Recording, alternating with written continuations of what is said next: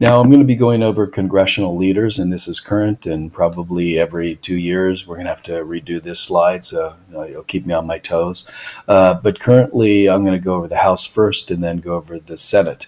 But who are the leaders in the House? Now the Speaker of the House is a constitutional leader. It's in the Constitution, so that is Paul Ryan. He's elected by Congress, so both the Democrats and Republicans and I didn't mean Congress, the House vote for him, but it's all of the members vote for him, but he's chosen from the majority party.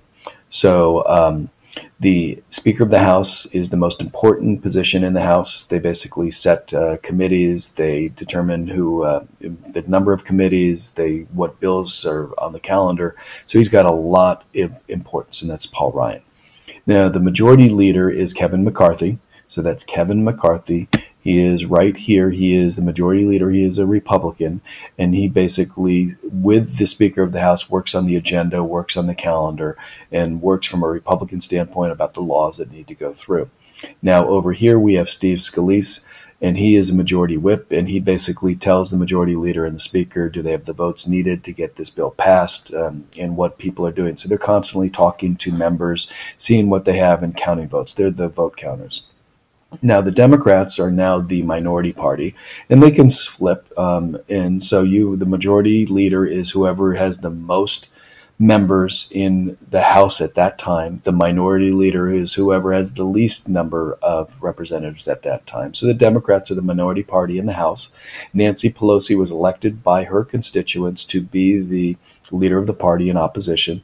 The minority whip is Steny Hoyer. He's right here, and he counts the votes for Nancy Pelosi to make sure that she knows what votes she has to help with passing bills or stopping bills.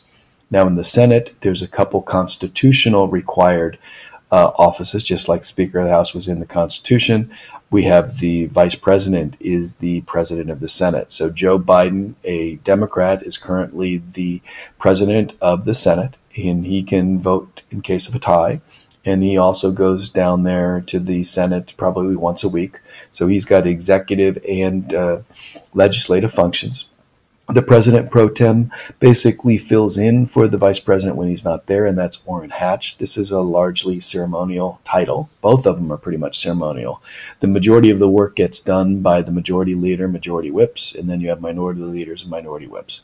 So the majority leader in the Senate is Mitch MCConnell. He's down here. He's the one that sets the calendar, sets the committees, who's on the committees, and he's got a lot of power for what bills get voted on and what's the procedures. The majority whip, again, counts the votes in the Senate and sees what Republicans, what Democrats, and mostly Republicans, for the votes there to see whether they can pass or not. And then the minority leader is in opposition. That's Harry Reid. He is retiring. We'll see who it is going to be the next time. But he's the one that basically leads the Democrats.